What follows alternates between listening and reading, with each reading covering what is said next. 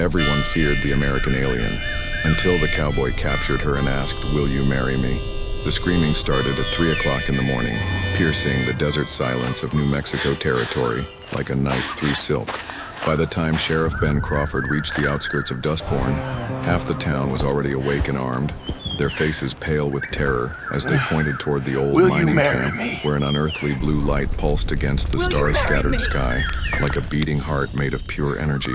What they saw defied every law of nature the good people of Dustbourne thought they understood. A figure moved through the abandoned mine shafts with inhuman speed and grace, leaving trails of luminescent footprints that glowed like captured starlight on the rocky ground. When she emerged into the moonlight, the sight of her sent grown men stumbling backward and women crossing themselves in desperate prayer. She stood nearly 6 feet tall with skin that seemed to shimmer between pale silver and translucent white, as if moonbeams had taken human form and learned to walk among mortals. Her hair flowed like liquid mercury down her back, moving with its own ethereal wind that touched nothing else around her. Most terrifying of all were her eyes, vast, luminous orbs that held depths of intelligence and power that no human gaze had ever contained. Eyes that seemed to see through flesh and bone straight into the trembling souls of those who dared to look upon her. The creature they had come to call the Ghost of the Mines had been haunting the territory for 3 months now, appearing without warning to wreak what the townspeople believed was supernatural vengeance upon anyone who dared venture near the old silver workings. Miners who had tried to reopen the abandoned shafts had fled screaming about a pale demon who could move through solid rock and whose touch could freeze a man's blood in his veins. Travelers who camped too close to the mining district reported dreams so vivid and terrifying that many had abandoned their journey west entirely rather than risk another encounter. But tonight was different. Tonight, the ghost had come down from her mountain lair and walked openly through the streets of Dustbourne itself, her luminous form casting shadows that seemed to move independently of her passage. She paused at the well in the town square, and those brave enough to watch from their windows saw her place her hands upon the stone rim and bow her head as if in grief or exhaustion. The water within began to glow with the same blue light that emanated from her skin, and for a moment the air around her shimmered like heat waves rising from summer pavement. Then she raised her head and looked directly at the crowd of armed townspeople who had gathered at what they believed was a safe distance, and the power in her gaze sent most of them fleeing back to their homes. But a few remained, transfixed by something they saw in those alien eyes. Not malice or hunger as they had expected, but something that looked almost like desperate loneliness. Sheriff Crawford, a practical man who had dealt with rustlers, claim jumpers, and every variety of frontier violence, found his hand trembling on his gun butt as he tried to decide whether he was facing a supernatural threat that required bullets or something else entirely.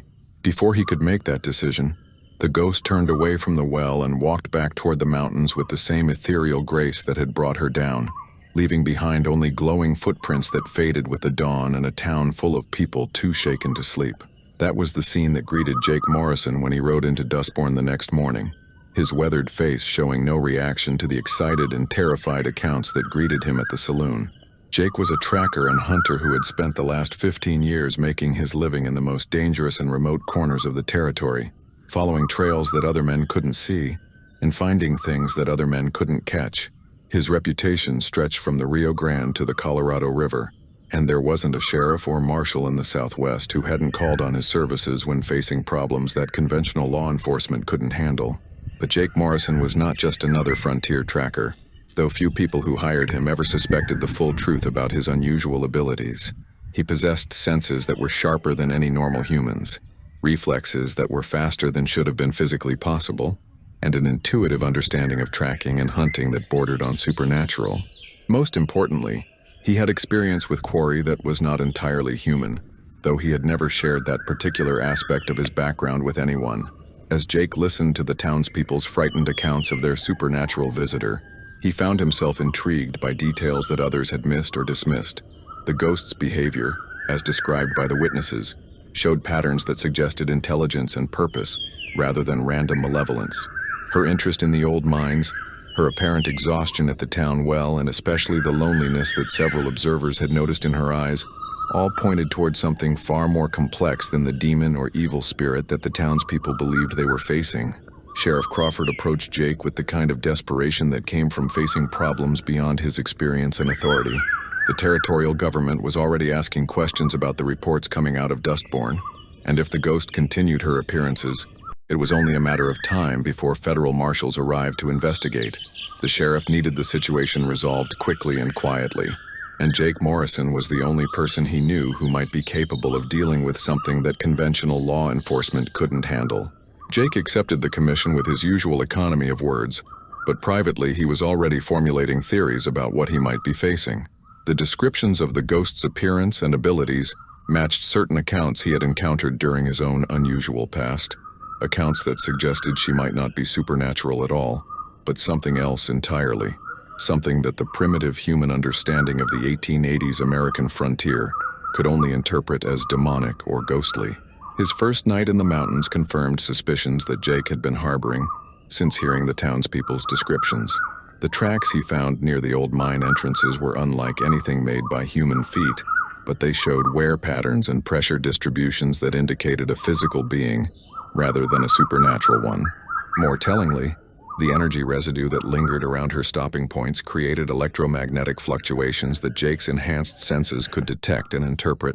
Jake Morrison was not entirely human himself, though his alien heritage was so diluted by generations of interbreeding that he appeared completely normal to casual observation.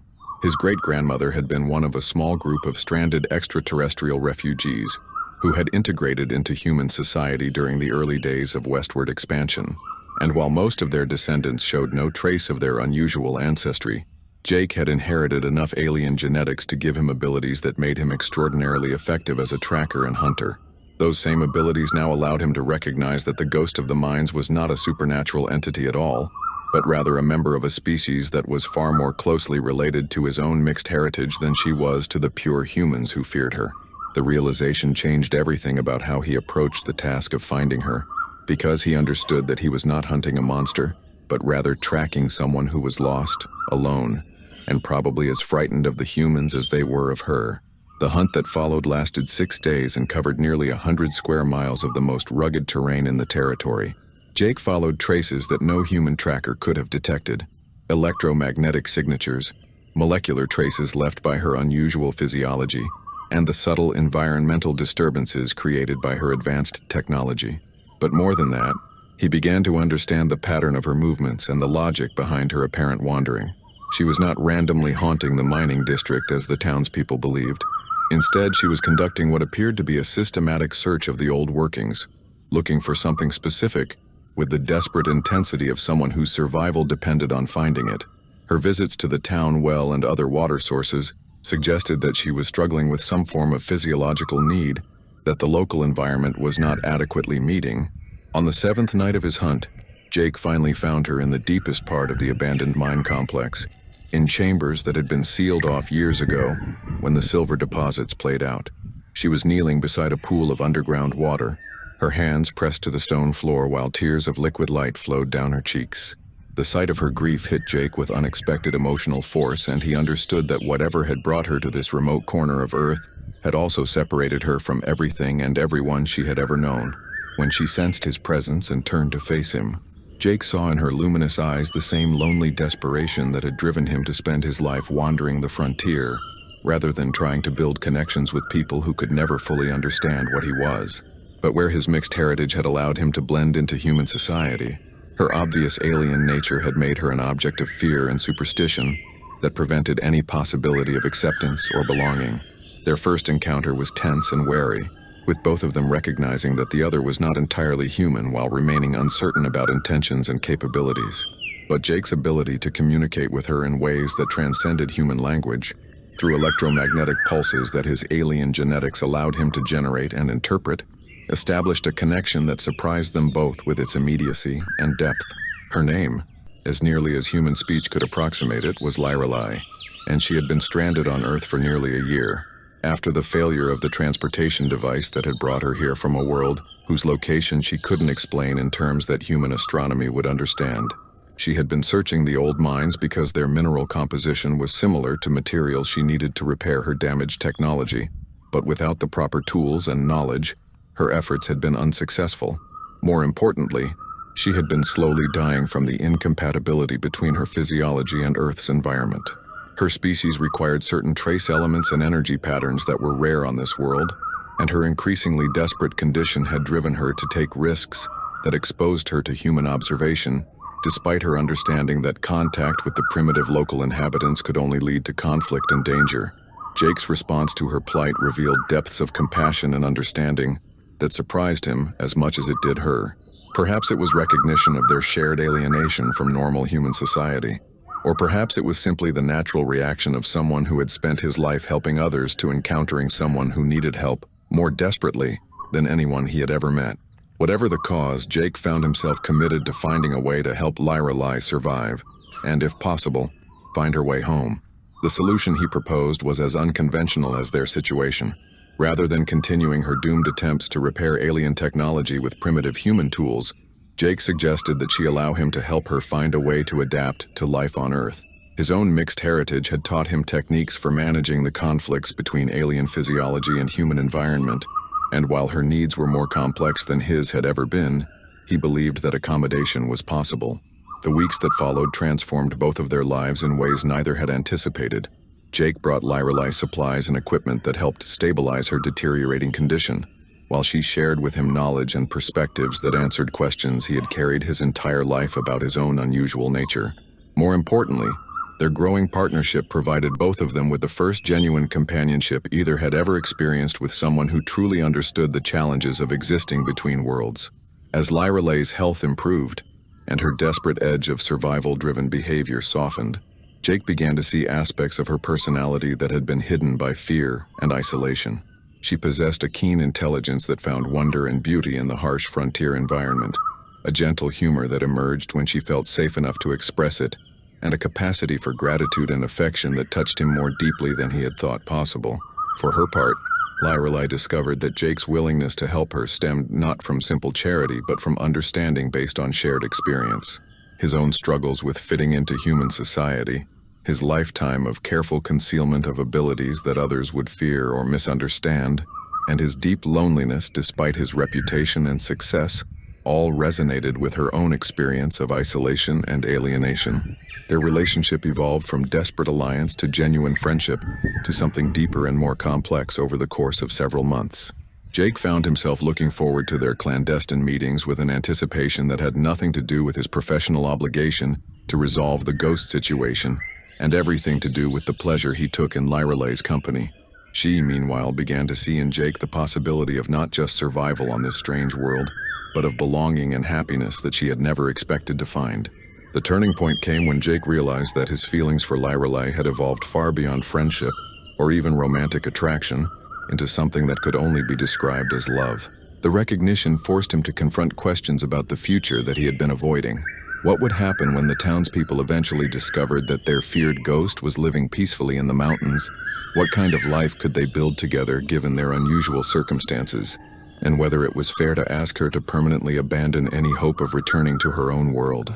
Lorelei, meanwhile, was facing her own moment of truth as she acknowledged that her feelings for Jake had grown strong enough that the prospect of leaving Earth, even if she could find a way to do so, had become less appealing than the possibility of building a life with him. The loneliness and alienation that had defined her existence since arriving on Earth had been replaced by a sense of belonging that she had never experienced, even among her own people. The crisis that forced their decision came when territorial authorities sent a team of investigators to look into the persistent reports of supernatural activity around Dustbourne. Unlike the local townspeople, these federal agents were equipped with more sophisticated equipment and methods that threatened to expose not only Lorelei's presence, but also the truth about Jake's own mixed heritage. Faced with the prospect of discovery that could endanger them both, Jake made a decision that surprised everyone, including himself. Rather than helping Lorelei flee to some other remote corner of the territory, he proposed that they face the situation together by making their relationship public and asking the community to accept what they could never have accepted individually. His plan was audacious and risky, but it was based on insights he had gained during his months of interaction with Lorelei and his years of observing human nature. People who might fear and reject an alien stranger could potentially be brought to accept someone who was clearly beloved by a man they knew and respected. The key was presenting their relationship in terms that the frontier community could understand and approve of, even if the full truth remained partially concealed. The execution of Jake's plan began with his return to Dustbourne after months of absence, bringing with him a story carefully crafted to explain Lyrelai's presence and appearance in terms that would be strange, but not impossible by frontier standards. He told Sheriff Crawford and the other townspeople that he had indeed found the ghost of the mines, but that she was not a supernatural entity. Rather, she was a young woman who had been affected by exposure to unusual minerals in the mine shafts, minerals that had altered her appearance and given her certain unusual abilities but had not changed her essential humanity. The story was plausible enough to be believed by people who had limited scientific knowledge, but were familiar with the strange effects that mining operations sometimes had on those who worked in them. Jake's reputation for honesty and competence lent credibility to his account, and his obvious protective feelings toward the woman he described created sympathy for her plight rather than fear of her abilities. When Jake finally brought Lyrelai into town, carefully prepared for the encounter and coached in how to interact with humans in ways that would minimize their fear, the response was cautious but not hostile. Her ethereal beauty, combined with the obvious devotion she inspired in a man the community respected, created a romantic narrative that appealed to frontier sensibilities, even as her unusual appearance reminded everyone that she was not quite like them.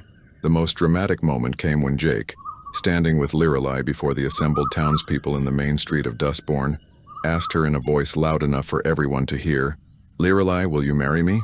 Her acceptance, delivered in accented English that made her origins mysterious but not threatening, was met with applause and cheers from a crowd that had chosen to embrace romance over fear. Their wedding, held 2 weeks later in the small church that served Dustbourne and the surrounding ranches, became the social event of the year for the entire territory. People traveled from hundreds of miles away to witness the marriage of the famous tracker Jake Morrison to the mysterious woman he had rescued from the cursed mines. The ceremony itself was conducted by a circuit preacher who had performed dozens of frontier weddings, but never one quite like this.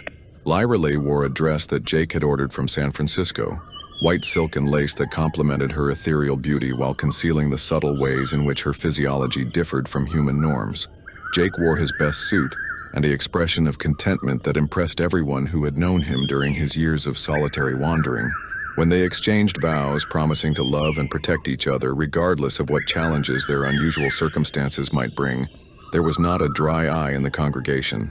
The years that followed proved that love could indeed transcend the boundaries between worlds when it was supported by understanding, commitment, and the willingness of a community to accept differences in exchange for the stability and happiness that strong marriages brought to frontier life. Jake and Lyrelai established a ranch in the mountains near the old mining district, where her continued unusual appearance could be explained by ongoing effects of mineral exposure, while her genuine kindness and intelligence won over the neighbors who might initially have been suspicious. Their marriage became a model of partnership and mutual support that impressed everyone who knew them. Jake's tracking and hunting business continued to prosper, while Lyrelai used her advanced knowledge to introduce improvements in agriculture, medicine, and craftsmanship that benefited the entire community. Her abilities, carefully disguised as exceptional intuition and skill, helped solve problems and prevent disasters in ways that earned her a reputation as a woman of remarkable wisdom and capability. Most importantly, their love story provided hope and inspiration to others who felt like outsiders or misfits in the rapidly changing world of the late 19th century American frontier. Their example proved that acceptance and belonging were possible, even for those who were different, and that love could create families and communities that transcended traditional boundaries of race, culture, and even species.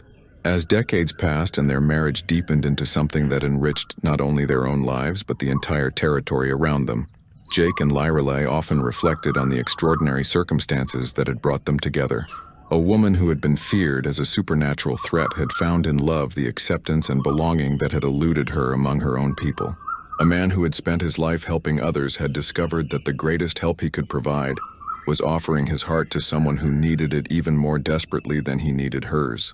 Their children, when they finally came, inherited the best qualities of both parents along with abilities that marked them as bridges between worlds in their own right.